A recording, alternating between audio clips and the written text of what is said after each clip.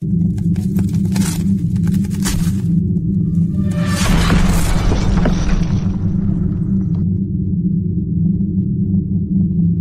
know, one of those character traits that I find out there to be the most heinous is hypocrisy. Those people that claim that they have values and that they stick to them and that they stand up for what they believe in, only to see them do a 180 because it is A, convenient for them, or B, beneficial to their careers in a certain way, or C, furthering their agenda in one way or another. Those people are extremely dangerous in my opinion. They are not loyal, and of course they are untrustworthy.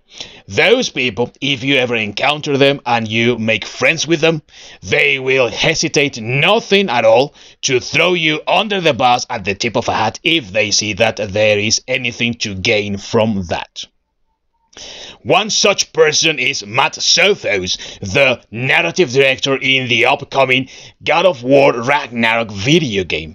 This monster of a human being, this terrible individual, is running at the mouth out there on Twitter, trying to defend the woke crap that he created, alongside his team, of course, with this new Ragnarok video game in the God of War franchise.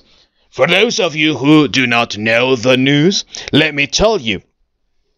Recently it was revealed that one of the characters, that is a Jotun called Angerboda, is black. Is going to be a black woman, and of course for those people that are too into Norse mythology, this doesn't come as something that they were really expecting.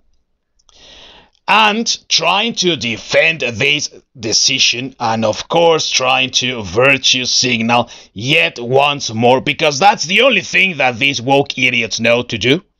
Virtue signal everything. Well, in trying to do that, Mr. Sothos deflected from every and all criticism, even when very good points were driven into the conversation. For example, when he said that the gods were not real, and someone told him, well, I expect that you also turn a blind eye and make characters white in, say, an Egyptian setting with mythological creatures from Egypt turned into white, and so on and so forth, because they are not real, right?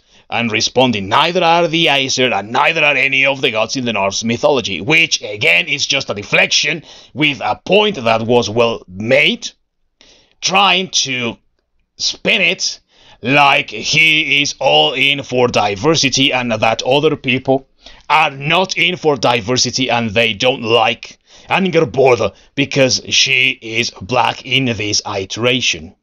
Of course, this is just another gaslighting from yet another imbecile out there that is trying to turn out content for everyone to consume, only to see that nobody cares about consuming that, despite what Sothos tries to say. And of course, he went into Twitter to defend his decisions and also everyone in the team.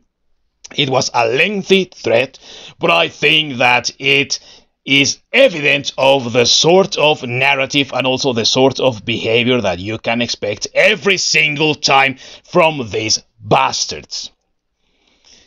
In honesty, I have to say that I was not expecting much from this upcoming God of War video game, simply put because the creator, that is Cory Barlog, was out there defending Neil Druckmann in the aftermath of his video game The Last of Us Part 2 and the Abby controversy. With all that was happening there and how the game was lambasted by fans, Barlog came into the defense of Mr. Druckmann, and I was expecting that the upcoming God of War was going to be just a little bit more of the same, and you can see it here with this new virtue signaling. Now, Angerboda is a black woman, despite the fact that this character is part of the Norse mythology. Hey, who cares, right? Cultural appropriation all the way down. So, Sothos took to Twitter to say some of these things. I'm not going to read all the thread, it's just pointless and stupid, but I'm going to take some bits of it. And one of them says the following, quote, Angerboda in our game is a young black woman. The vast majority of players are thrilled and think she looks incredible, and boy does she. But a tiny vocal sliver of the internet was offended at this notion. Now, it's not a sliver, imbecile. It's actually lots of fans that are happening to be the same fans that, for instance, didn't like The Last of Us Part 2 changes, or that Abby was this manly strong woman, and that she took down Joel, who is one of the most loved characters in the franchise. So, no. The same people that didn't buy The Last of Us Part 2 are the same people that will not be buying this crap, because some people are, believe it or not, tired of this bullshit. It's just like that. Bullshit. Now, Sophos tried to defend his quote-unquote political views, and is admitting that he is writing political views into a video game that happens to be depicting old mythologies. And this is coming from the very beginning. When God of War started, this started in Greek mythology, and those heroes were depicted somewhat like Greek individuals. Never do you see any change in body or skin or gender swapping or race swapping or turning maybe one of them whiter or more Mexican or any idiotic thing like that. They respected the mythology in that case.